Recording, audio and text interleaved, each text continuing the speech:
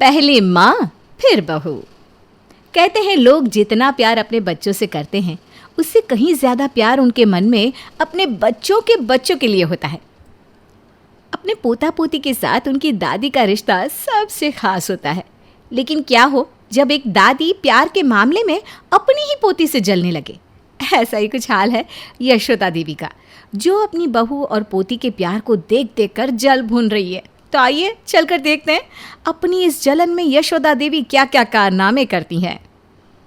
इतनी देर हो गई लेकिन अभी तक इसने मुझे दोपहर के खाने के लिए आवाज़ नहीं लगाई। माँ जी खाना बन गया है, आ जाइए। हाँ हाँ आ रही हूँ। इतनी देर बाद खाने के लिए बुला रही है, मेरी तो आधी भूख ही मर गई। यशोदा खाना खाने जाती है। समय देख रही है क्या हो रहा है? इतनी देर से खाना बनाया आज तूने? लेकिन माँ जी अभी तो 1 ही बजा है और हर रोज़ आप दोपहर में इसी समय तो खाना खाती हैं। जुबान मत लड़ा मुझसे। पहले तो तू 12 बजे ही सबके लिए खाना बनाकर तैयार कर देती थी। मेरा जब खाने का मन करता था मैं खा लेती थी। लेकिन जब से पीहू हुई है ना तब से सारा टाइम बस तू उसी के साथ खेला खेली में लगी रहती है।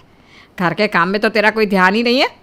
अरे बच्चे हमारे भी हुए हैं, लेकिन यह थोड़ी ना कि बच्चों के बहाने घर के काम से अपना पल्ला झाड़ लो। लेकिन माँ जी मैंने कब घर के काम से पल्ला झाड़ा? मैं तो घर का सारा काम अच्छी तरह करती हूँ। हाँ पहले मैं दोपहर का खाना थोड़ी जल्दी बना देती थी, लेकिन खाना तो आप इसी टाइम खाती थी ना। और फिर आप ही ने तो कहा था कि खाना गर्मा गर्म ही बनाया कर, इसलिए मैंने जल्दी खाना बनाना छोड़ दिया। वरना मैं तो अभी भी जल्दी खाना बना दूँ, मुझे उसमें कोई परेशानी नहीं है मम्मी जी। नैना की इस बात का यशोदा के पास कोई जवाब नहीं था। वो मुंह बनाकर खाना खाने लगती है। तभी जानबूझकर वो खाना खाती ही बहुत बुरा मुंह बना लेती है। हे भगवान, ये कैसी सब्जी बनाई है तूने? इतनी तीखी? मुझे पता है खाना बनाते बनाते भी पीहू को गोदी में लेकर खिला रही होगी, इसीलिए यह भी ध्यान नहीं रहा कि सब्जी में तूने मिर्ची कितनी डाली है। अब कैसे खाओ इसे मैं? आजकल की बहुएं सच में कुछ नहीं संभाल सकती। सर पर एक बच्चे की जिम्मेदारी पड़ी तो काम का हाल देख लो। जब से तुझे पीहू हुई है ना तब से घर का एक काम ठीक से नहीं संभाला तूने। मुझे नहीं खाना ये खाना, ले जा इसे यहाँ से। तू तो जाकर बस अपनी बच्ची को संभाल, क्योंकि उसके अलावा आजकल तो तुझे कुछ करने का मन ही नहीं है। अपनी सास की ऐसी बातों से नैना का मूड खराब हो जाता है। सब कुछ करते हुए भी जब किसी को ऐसी बातें सुनने को मिले तो आप सोच ही सकते हैं कि उस इंसान पर क्या बीतेगी। शाम के समय, इतने दिनों से मेरी साड़ी में ये लेस लगानी है, लेकिन मजाल है कि महारानी जी ने इतने दिन में मेरा एक काम किया हो। इसे तो अपनी बेटी के अलावा कुछ दिखता ही नहीं। जा देखो उसी के साथ मटर गश्ती करने में लगी रहती है। अब मुझे ही इसे आड़े हाथ लेना होगा, वरना यह तो धीरे धीरे करके बच्चे कुचे घर के काम से भी अपना पल्ला झाड़ लेगी। यशोदा अपनी साड़ी लेकर नैना के कमरे में जाती है, जहाँ नैना पीहू को सुलाने के लिए उसे अपनी गोद में लिटाकर लोरी सुना रही थी। मेरी प्यारी राज दुलारी, तू है मेरी आँखों की लाली। अल्ले देखो तो मेरी गुड़िया को कैसे मम्मा को इतने प्यार से देख ली है। अल्ले मेरी प्यारी परी। तेरा ये लाड़ प्यार खत्म हो गया है तो ज़रा किसी और काम पर भी ध्यान दे दे। क्या हुआ मम्मी जी? मैंने तो घर का सारा काम कर लिया है। ये इतने दिनों से मेरी साड़ी में लेस लगानी है, लेकिन मजाल है कि तू मेरे पास ये साड़ी लेने आई हो। अभी जल्दी से मुझे इस साड़ी में लेस लगा के दे दे, मुझे कल ये साड़ी सत्संग में पहन कर जानी है। ठीक है मम्मी जी, मैं शाम को आपकी साड़ी में लेस लगा दूंगी। अभी पीहू को सुला दूँ, आज काम कर करके मैं भी बहुत थक गई हूँ, तो शाम का खाना बनाकर इसमें मैं लेस लगा दूंगी। जब मैंने तुझे अभी लेस लगाने के लिए बोला है तो तू मेरी बात को काट क्यों रही है? मुझे अच्छी तरह पता है शाम को तू बोलेगी मम्मी जी पीहू रोने लगी थी तो मैं आपकी साड़ी में लेस नहीं लगा पाई। तेरे ये काम से बचने के जो बहाने हैं ना, ये सब अच्छी तरह समझती हूँ। अरे तुझे बच्ची ना हो गई, पता नहीं क्या हो गया। मम्मी जी मैंने ऐसा क्या कह दिया जो आप मुझसे ऐसी सब बातें कह रही हैं? आपको ये साड़ी अगर अभी पहननी होती तो मैं बाकी सब काम छोड़कर सबसे पहले आपकी साड़ी में लेस लगाती, लेकिन आपको तो ये कल पहननी है ना, इसलिए मैंने कहा कि मैं शाम को इसमें लेस लगा दूंगी। मैं कभी आपकी कहे किसी काम को करने के लिए मना नहीं करती, उसके बाद भी पता नहीं क्यों आप मुझे ऐसी बातें कहती हो। मेरी बच्ची छोटी है, उसके बाद भी मैं घर के सारे कामों को इतने अच्छे से संभालती हूँ, पर पता नहीं क्यों आप हर बात पर मेरी बेटी को बीच में ले आती हैं। जुबान तो तेरी कैंची की तरह चल रही है। इसी तरह काम करने के लिए अपने हाथ पैरों को भी चला लिया कर ना। उन दोनों की आवाज़ से पीहू परेशान होकर रोने लगती है। चुप हो जा बेटा, नो नो नो नो, क्या हो गया मेरी गुड़िया को? हाँ, मिल गया इसे बहाना। आपको साड़ी पर लेस लगवानी है ना, लाइए मुझे दे दीजिए, मैं लगा दूंगी। यशोदा नैना को अपनी साड़ी देकर वहां से चली जाती है। पता नहीं दुनिया में ऐसी सास मुझे ही मिलनी थी क्या? इतनी छोटी बच्ची होने के बावजूद भी घर के सारे काम करती हूँ, और ये है कि... ये बोलते हुए नैना की आंखों से आंसू बहने लगते हैं। वो सबसे पहले अपनी सास की साड़ी में लेस लगाती है। अगले दिन, चलो अच्छा है, आज सारा काम जल्दी हो गया। घर की सफाई भी होगी, बर्तन भी धो दिए, दोपहर का खाना भी बना लिया। अब अपनी गुड़िया के साथ जाकर खेलती हूँ। बेचारी इतनी देर से अकेली पालने में लेटी हुई है। नैना अपने कमरे में जाकर अपनी बेटी को पालने से उठाकर अपनी गोद में लेती है कि तभी उसकी सास की नज़र उस पर पड़ती है। ला, फिर से पहुँच गई अपनी बेटी के पास, अभी बताती हूँ इसे। यशोदा हॉल में जाकर बैठ जाती है। बहू, नैना बहू। अरे अब माँ जी को क्या काम याद आ गया। नैना बहू, आई आई माँ जी। नैना पीहू को लेकर हॉल में आती है। लो, अब तो इसे यहाँ भी लेकर आ गई। जब ये अच्छी भली पालने में लेटी हुई थी तो इसे यहाँ लेकर आने की क्या ज़रूरत थी, ताकि इसे देखकर माँ जी तुझे कोई काम ना बताए हैं? भला मैं ऐसा क्यों करूँगी माँ जी?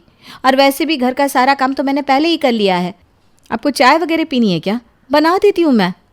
हाँ, चाय तो पीनी है, लेकिन चाय के साथ मुझे पकौड़े खाने का मन कर रहा है, तो साथ में आलू, प्याज और पालक के पकौड़े भी बना दियो।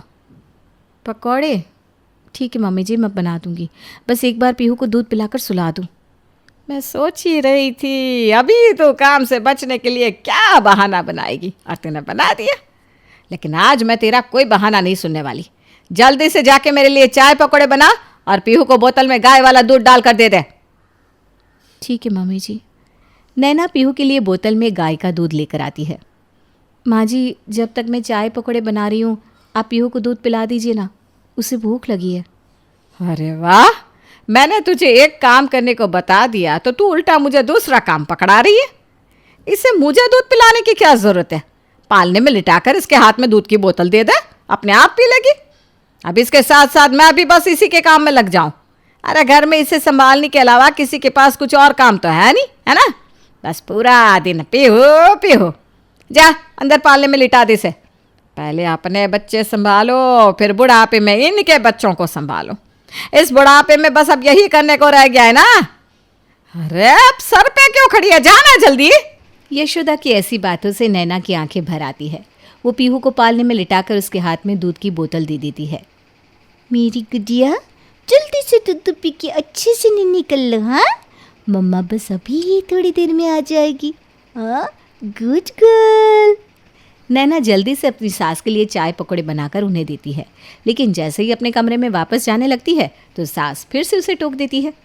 बेटी के पास जाने के चक्कर में इतनी जल्दबाजी में पकौड़े बनाए हैं, कोई स्वाद नहीं आ रहा इनमें। खैर, अब ये तो जैसे बन गए, पर अब जाकर मेरी वो हरी वाली साड़ी धो दे, मुझे कल कीर्तन में पहन कर जानी है। लेकिन माँ जी, आपकी हरी वाली साड़ी को तो मैंने अभी पिछले हफ्ते ही धोया था। आपने उसे दोबारा तो पहना भी नहीं, वो तो बिल्कुल साफ धुली हुई है। अरे नहीं धुली हुई, मैंने देखा था अच्छी तरह साफ नहीं हुई। उसे भी जल्दबाजी में धोया होगा, लेकिन आज ज़रा उसे ढंग से धो दियो, वरना कहीं कल मैं उसे कीर्तन में पहन कर जाऊँ और सब लोग वहाँ मेरा मजाक बना दे। ठीक है माँ जी, मैं फिर से आपकी साड़ी धो देती हूँ। नैना फिर से अच्छी तरह अपनी सास की साड़ी को धोकर सुखा देती है। साड़ी सुखाकर नैना जल्दी से अपनी बेटी के पास जाती है।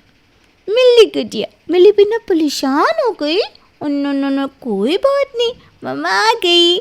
अब मम्मा और पीहू बहुत सारी बातें करेंगी। पीहू मम्मा की साथ बहुत सारी खिली खिली करेगी। हाँ, खिली खिली करेगी। नैना को पीहू के साथ बैठे अभी 10 मिनट भी नहीं हुए होते कि थोड़ी देर बाद उसकी सास फिर से उसके कमरे में लग गई, फिर से इसके साथ ये खेला खेली करने में। यहाँ मेरे सर में इतना दर्द हो रहा है, इसके साथ तो बाद में भी तो खेल सकती है। पहले आकर ज़रा मेरे सर में तेल लगा दे। माँ जी, आपको सर में तेल लगवाना है तो आप यहीं बैठ जाइए, मैं आपके सर में तेल लगा देती हूँ। आपके कमरे में जाते ही पीहू रोने लगती है, इसलिए आप यहाँ बैठ जाइए। अरे, ये मेरे कमरे में रोने लग जाती है तो इसे मेरे कमरे में लेकर मत आ। मेरे सर में तुझे तेल लगाना है या इसे लगाना है? चला जल्दी से। नहीं माँ जी, पीहू बहुत देर से कमरे में अकेली है। सुबह से मैं पीहू के साथ बैठ भी नहीं पाई। अभी आपके सर में तेल लगाने के बाद मुझे रात का खाना भी बनाना है। अच्छा, अब जब मैं कमरे में आई तो इसके साथ आराम से खेल रही थी ना।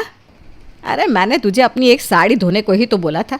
साड़ी धोने में इतना समय थोड़ी ना लगता है कि पूरे दिन तो अपनी बेटी से अलग हो रही है। जब देखो तब तुझे बस इसके साथ रहने का बहाना चाहिए। काम से बचने के आजकल की बहुओं के ये नए तरीके हैं। ये आप क्या बोल रही हैं माँ जी? आज तक कभी ऐसा हुआ है कि आपने मुझे कोई काम बताया हो और मैंने वो काम ना किया हो? घर में कुछ भी करने से पहले सबसे पहले मैं आपका काम पूरा करती हूँ, लेकिन फिर भी आप हर बात में मुझे और पीहू को बीच में ले आती हैं। अब पीहू मेरी बेटी है तो मैं उसके साथ समय तो बिताऊंगी ना। ये बेचारी अभी इतनी छोटी है, इसे इस वक्त सबसे ज़्यादा मेरी ज़रूरत है। अगर मैं इसकी माँ होकर इसके पास नहीं रहूँगी तो और कहाँ रहूँगी? देखो तो ज़रा कैसे मुझे उल्टे जवाब दे रही है। अरे नहीं लगवाना मुझे तुझसे अपने सर में तेल। यशोदा वहाँ से मुंह फुलाकर चली जाती है। कुछ देर बाद जब उसका बेटा राजीव घर आता है तो अपनी माँ का ऐसा चेहरा देखकर उसे कुछ समझ में ही नहीं आता। क्या हुआ माँ, तुम इस तरह गुस्से में क्यों बैठी हो? कहीं तुम दोनों सास बहू में कोई बहस तो नहीं हो गई? अरे मैं उससे क्या बहस करूँगी, उससे तो अपनी बेटी के साथ रहने से ही फुर्सत नहीं है। जब भी उसे कोई घर का काम बता दो तो उसे अपनी बेटी याद आ जाती है। कभी उसे पीहू को सुलाना है, कभी दूध पिलाना है। अरे ये भी तो देख ले कि घर में एक बूढ़ी सास है, मुझे उसकी भी सेवा करनी चाहिए। अरे शाम को मेरे सर में इतना तेज़ दर्द हो रहा था बेटा, लेकिन तेरी बीवी ने मेरे सर में तेल तक नहीं लगाया। बस तब से अपनी बेटी के साथ ही पड़ी हुई है। क्या नैना ऐसा कभी नहीं करती? पता नहीं उसने ऐसा क्यों किया। तुम चिंता मत करो, मैं इस बारे में नैना से बात करता हूँ। अरे रहने दे, तुझे उससे बात करने की कोई ज़रूरत नहीं है, वरना कल फिर मुझसे लड़ने आ जाएगी। अरे नहीं माँ, तुम चिंता मत करो, ऐसा कुछ नहीं होगा। तुम जाकर अपने कमरे में आराम करो। राजीव अपने कमरे में आता है। ये सब मैं क्या सुन रहा हूँ नैना? माँ के सर में दर्द था और तुमने उनके सर की मालिश भी नहीं की। आखिर बात क्या है? बात क्या है ये तो आप भी अच्छे से जानते हो राजीव जी। आप हर रोज़ देखते हो ना, मैं जब भी पीहू के साथ उसे खिलाने के लिए आती हूँ तभी सासू माँ को न जाने दुनिया भर से कौन से काम याद आ जाते हैं। आज भी पूरा दिन कभी ये तो कभी वो। मैं पूरा दिन पीहू के पास बैठ भी नहीं पाई, यहाँ तक कि माँ जी ने मुझे उसे दूध भी नहीं पिलाने दिया। आज पीहू ने दूध भी बोतल से पिया। अब आप ही बताइए, क्या माँ जी ये सब ठीक कर रही है? मैंने तो माँ जी से कहा था कि आप यहाँ बैठ जाइए, मैं आपके सर की मालिश कर दूंगी, लेकिन उनकी जिद। मैं समझ गया नैना, पर अब तुम बिल्कुल चिंता मत करो। माँ जो कर रही है वो बहुत गलत कर रही है, लेकिन अब उन्हें सुधारने का समय आ गया है। अब माँ को सुधारने की जिम्मेदारी तुम मुझ पर छोड़ दो। लेकिन कैसे?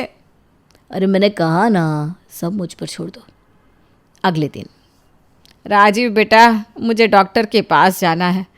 तू आज ऑफिस हाफ डे में चले जाइयो, लेकिन पहले मुझे डॉक्टर के पास ले चल। अरे क्या माँ, तुम्हें डॉक्टर के पास जाना है तो मैं तुम्हारे लिए क्या कर दूंगा? भला मुझे तुम्हारे साथ हॉस्पिटल जाने की क्या ज़रूरत है? अरे ये कैसी बात कर रहा है तू? सबके बच्चे ही अपने बूढ़े माँ बाप को अस्पताल लेकर जाते हैं, अब बच्चे माँ बाप के साथ नहीं जाएंगे तो और कौन जाएगा? अरे मैं तुम्हारा बेटा हूँ, इसका मतलब ये थोड़ी ना है कि मैं हर जगह तुम्हारे साथ साथ जाऊँगा। तुम्हें अगर हॉस्पिटल जाना है तो कैब में जाओ, मैं तुम्हारे लिए कैब कर दूँगा, लेकिन मैं अब हर जगह तुम्हारे साथ साथ नहीं जाऊँगा। ऐसा बोलकर राजीव वहाँ से चला जाता है। उसकी बातों से यशोदा को ठेस पहुँचती है, लेकिन वो फिर भी उसे ज़्यादा कुछ नहीं कहती। पर कुछ दिन तक जब राजीव अपनी माँ से बिल्कुल दूर रहने लगता है और उससे बिल्कुल बात भी नहीं करता, तब एक दिन यशोदा उससे कहती है, क्या बात है बेटा, आजकल तो तू मुझसे बात भी नहीं करता, ना ही पहले की तरह मेरे साथ आकर बैठता है। कुछ बात है तो बता देना बेटा। अरे माँ, औलाद का क्या हर समय अपने माता पिता के साथ बैठना ज़रूरी है या उनसे बातें करना ज़रूरी है? अगर मैं तुमसे बात नहीं करूँगा तो कौन सा पहाड़ टूट पड़ेगा? बेटा तू ये कैसी बात कर रहा है? अगर एक औलाद अपने माता पिता से बात नहीं करेगी तो भला उसके माता पिता का मन कैसे लगेगा? इंसान का असली धन तो उसकी औलाद ही होती है। अगर मेरा बस चले तो मैं हर घड़ी तुझे अपनी नज़रों के सामने बिठा कर रखूं। भला अपनी औलाद के बिना भी कभी कोई रह सकता है क्या? वाह माँ, जब बात आज अपनी औलाद की आई तो तुम्हें ये सब बातें याद आ रही हैं? क्या मतलब? मैं कुछ समझी नहीं।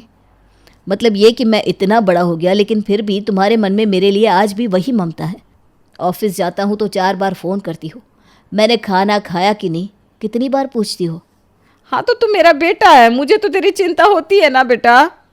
अगर तुम्हें अपने बेटे की चिंता होती है तो क्या नैना को अपनी बेटी की चिंता नहीं होती? हमारी बेटी अभी इतनी छोटी है कि हम थोड़ी देर भी उसे अकेले नहीं छोड़ सकते, लेकिन जैसे ही नैना उसके पास जाती है तो तुम न जाने उसे क्या क्या कहने लगती हो। जब अपनी औलाद को अपनी नज़रों से दूर नहीं देख सकती तो उसे क्यों हमेशा उसकी औलाद के पास जाने से रोकती हो? अरे ऐसा कौन सा काम है जो नैना नहीं करती? तुम्हारे बताए हुए हर काम को वो सबसे पहले करती है, उसके बाद भी न जाने तुम्हें उसके हमारी बेटी के पास जाने से क्या परेशानी होती है। वो उसकी माँ है, अगर उसे दिन के 24 घंटे भी उसके पास रहना पड़े तो वो रहेगी, क्योंकि एक बच्चे को सबसे ज़्यादा उसकी माँ की ज़रूरत होती है। तुम एक माँ होते हुए भी ये बात समझ नहीं पाई। मुझे तो समझ में नहीं आ रहा कि नैना और पीहू के लिए तुम्हारा व्यवहार ऐसे कैसे हो गया। राजीव की कही हुई इन बातों से आज यशोदा को अपनी गलती का एहसास होता है। मुझे माफ़ कर दे बेटा, पता नहीं मैं ऐसी कैसे हो गई। अपनी पोती को ही अपनी बहू का लाड मिलते देखकर उसी से जलने लगी।